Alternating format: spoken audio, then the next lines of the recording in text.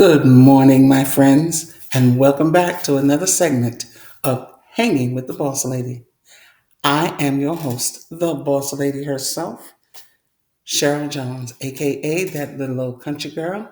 It is indeed another honor for you to view my podcast. And I want to stop before I go any further and say if you would please be so kind to hit that like button. Make sure that you share to everyone that you know. Leave a comment because I would love to hear from you. And if you have not already done so, please subscribe. So, on with crippling comforts. I would like to ask you a question. When was the last time you did something different? Hmm. When was the last time you did something out of the ordinary? Something that's not like your regular routine. If your routine is pretty much the same day in and day out, week in and week out, month in and month out, when was the last time you did something different? It is very easy to get into a pattern of living, a pattern of lifestyle, so that you get comfortable enough to never veer out of it. Same thing every single day. We're going to talk about that. As you know, I'm talking about my book, Crippling Comforts. And as I said, it's very easy for us to adapt to a lifestyle of mediocrity. Easier than you may think. So we already covered a lot of ground in it. If you have not already purchased the book, it's an eye opener. This book will have you thinking about yourself, putting yourself under the microscope and evaluating yourself to see if you have allowed yourself to become stagnant.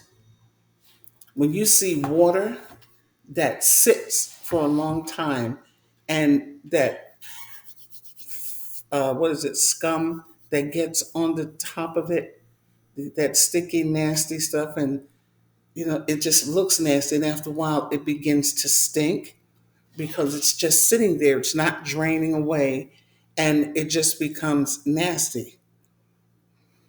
That's stagnant. We can get ourselves into such a terrible rut, into such a routine way of living until we don't even think half the time about what we're doing. It's like you're a robot. You're just moving, and your mind is just not, you know, comprehending and thinking about what you're doing.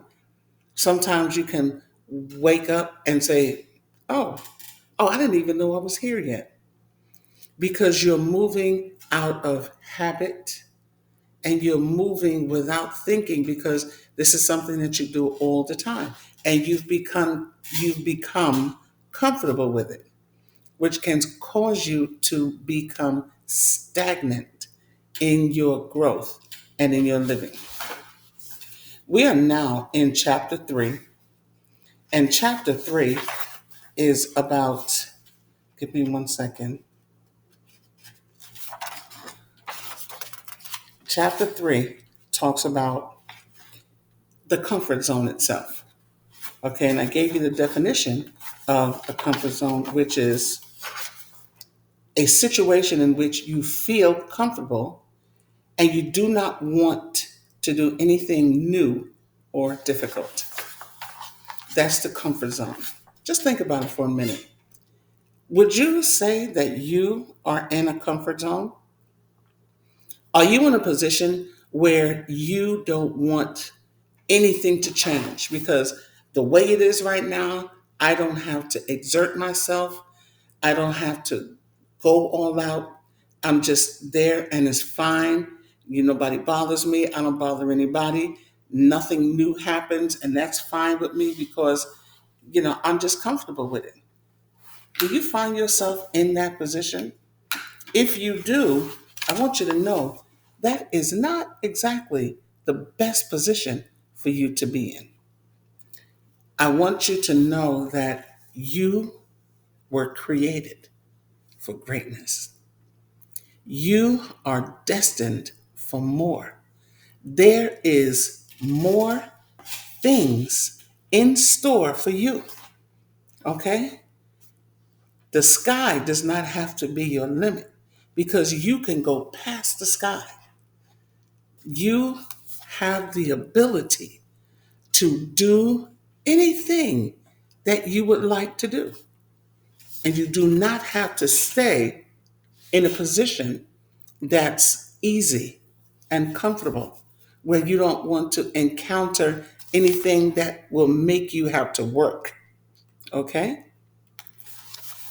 I'm going to read to you from the subchapter of in 3. It's called It Can Happen to You. It can happen to you. The tests and trials of life do not discriminate. No one is exempt. Everyone is tested at various times in their lives. And the Word of God says it is for our good. The testing of our faith is supposed to teach us patience. We are supposed to learn to trust God and wait on Him to bring us out. It is not supposed to cause us to withdraw within ourselves and opt for the mediocre existence of just existing. Not being tested is not an option. So you may say, well, why are you talking about testing? We were talking about comfort zones. What is it that causes someone to enter the comfort zone? Because they face some sort of test. You know, whatever come into your life that make you need to retreat. Now there are instances and times where we may encounter something that is traumatic for us and we need, for our mental health sake and maybe even for our health sake, that we need to just stop, retreat, sit back, relax and recover. Sometimes it is very necessary. However, the the act of entering into the comfort zone and staying there is not an option. It is not something that we were created to do. So that's why I'm talking about tests and trials. You may be tested with someone, and how you respond to that test will cause you to either triumph over it or be downtrodden and beaten by it. Now remember this. Philippians says we can do all things through Christ who strengthens us. So when you encounter that test or that trial, all you have to do is what? Trust God. Pray to Him, call out to Him, and wait on Him. He will lead you and He will guide you. Okay? Now, you say, well, you don't know what it is that I've gone through in my life. Granted, there are a lot of things that we encounter that no one knows about. I have encountered some very heavy tests and trials in my life. And I'm not saying that I always came out, um, perfect. There were times that I wanted to just give up and not fight anymore. And I know that there's some of you who can relate to that. There will be tests and trials in your life that you will feel it's just not worth it to keep going on. Case in point, I lost my parents in 2004. My father first left this world on March the 10th. And it was very hard, even though we knew he was in hospice and we knew that he was soon to transition. So we tried to prepare ourselves mentally. And he and my mom had been married for 50 years. And it was very hard for her. And she was not in the best of health. However, she stayed there And we worked with them. I worked with them to help her to be there for him. And as life would have it, we had a fire in our house that took off the complete top floor of my house while they were at home and I was at work. And I received the call and we rushed over, and thank God that no one was hurt. But the house was in such a state that we could not stay there. So we had to put my father in a nursing home, which is what he did not want to do. He wanted to leave this world surrounded by his loved ones. And because we were not there, I believe it caused him to just give up. So he transitioned on March the 10th. Now my mom, she took it very hard. And she just decided, I've been here long enough. And she stopped fighting. She was not sick, she was not bedridden, but she transitioned on April 6th. So they both left this world 3 weeks apart, which was extremely hard for the family.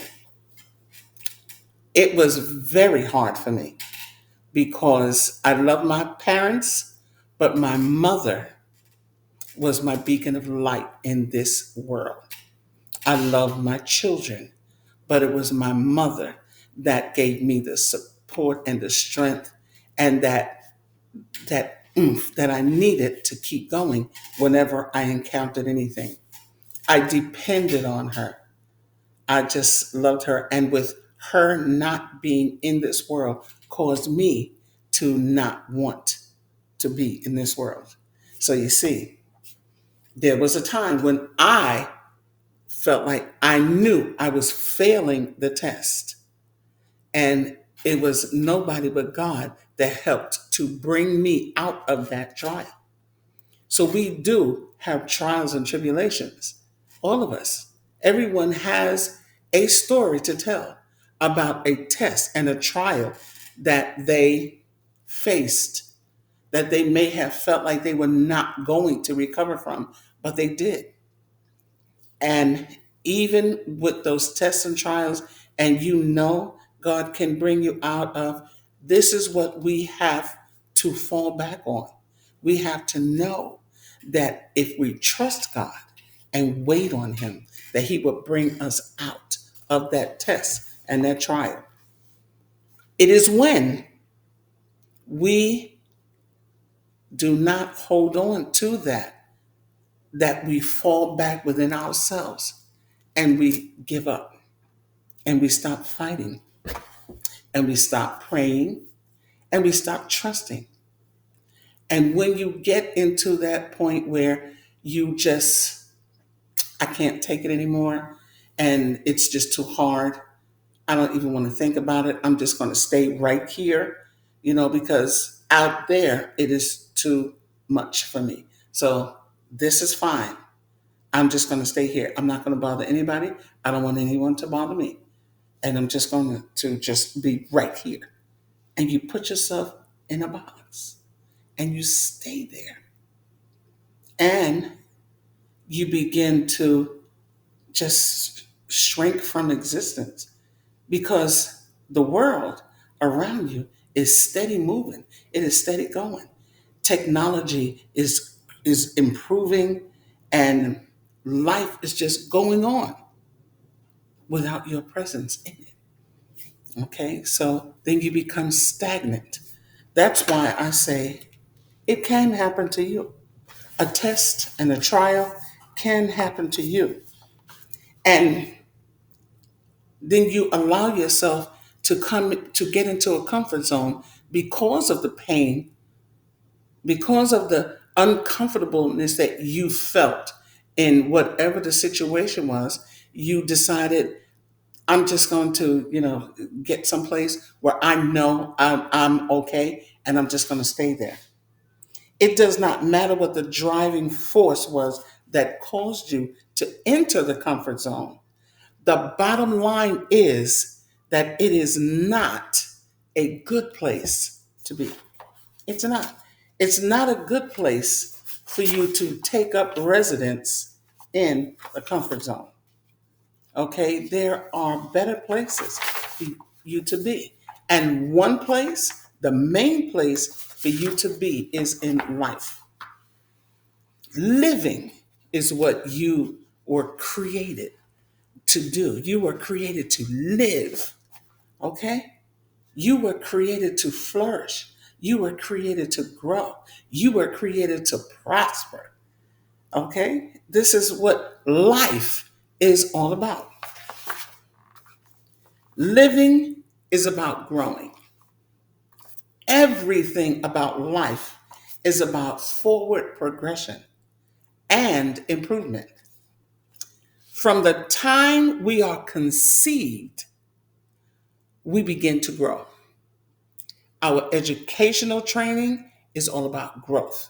From learning our ABCs to solving algebraic equations, growth. That's what it's all about. It's all about growing, getting better.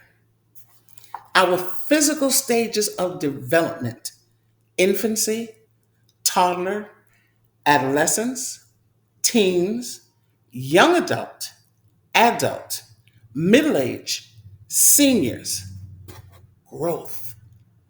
Everything about life is growing. Our financial status, our credit scores, our knowledge of right and wrong, our relationship with God, growth.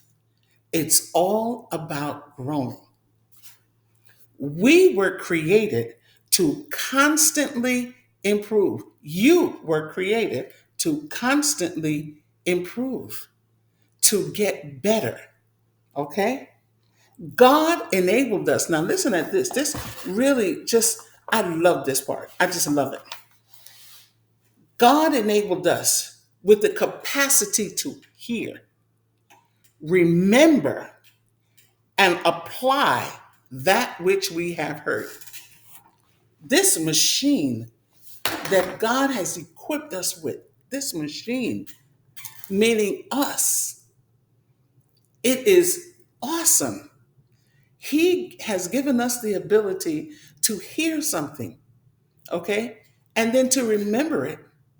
And then when the situation calls for it, to apply what we have heard and remembered. Okay, we are the best machinery that there possibly is. And we use that knowledge to actually create other machines. Okay, you are a magnificently put together. Okay, you are magnificent. Okay, don't ever forget that. You were fearfully and wonderfully made. And in order for you to be the best you, you have to grow. All right? We were created to constantly improve. All right? The things we choose to apply determines the life we will lead. Now, all the things that you learn, the things that you hear, and it doesn't have to be from a classroom setting. Every day, things come into our ear gate. It is up to us to discard that which does not benefit us. And what we hear, we can examine it. If it is good for the betterment of us, apply it to our lives for the betterment of us, for our growth. All right? The key word here is choose. We must make a conscious choice to do something. We don't always make the best choices in life. Okay, we all make mistakes. Okay? And we don't always make the right choices. But in time, most things can be corrected or done over. There's always that possibility. You can make mistakes. Okay? And once you see that it's a mistake, just try to fix it. Okay? There's nothing wrong with us making a mistake. It does not make us like, okay, forget it. I made a mistake. Just I can't do it. No, you don't just tear up the paper and throw it away. You know, fix it. Get some white out, get an eraser, okay, turn it over on the other side, and do it again. We can do that. All right? However, if we don't choose, we remain in limbo. Making a choice is our God given right. We can make a choice. We can choose to live healthy, or we can choose to live unhealthy, as in, let's just say, eating. You can choose to have a healthy diet, or you can choose to have a diet that will cause harm to your body. Okay? You can choose to hang out with people who will positively influence you, or you can choose to hang out with people who will cause you to live a life of crime, where you will spend time running from the police, or running from uh, things that you have done that will try to take your life, or spend time in jail. Okay? Or you can choose to live a life of righteousness, to give your life to God. Or you can choose to not serve Him and end up going to a devil's hell. You have a choice. So the key word here is choose. You can choose to live a life that flourishes, that grows, or you can choose to reside in the comfort zone. Okay? Not progressing when we remain in limbo as a result of not choosing, we are not progressing. We are not improving. We are not changing. We are not growing. Okay? Being comfortable is the opposite of progression. Being comfortable is the opposite of improving. Being comfortable is the opposite of growing. Being comfortable is just being, not being anything, just being. I'm just here. I'm here. I don't want to participate. I don't want to give my opinion. I don't want to say anything. I just want to sit here. Just go on without me. Act like you don't see me because I have nothing to say. I don't want to be a part of it. I'm just here. It is beneath you because you were meant to soar. Okay? You were fearfully and wonderfully made. And you can do all things through Christ who strengthens you. And even though you may have a bad experience, know that it is that time that we call on, trust, and wait on God so that He strengthens our patience, because when you grow your patience, you wait on Him. And while you're waiting, you're praising Him. You are rejoicing. You are thanking Him for the ability to know that you're doing the right thing. And you will be rewarded. And you will grow and improve. You will not become stagnant. So that's all we're going to talk about today. And I thank you so much again for joining me. I want you to go and enjoy the remainder of this wonderful day. And be sure that you hit that like button, leave a comment, make sure you share, and subscribe. I appreciate you more than you know. And until we meet again, may the Lord God bless you real good. Boss Lady out.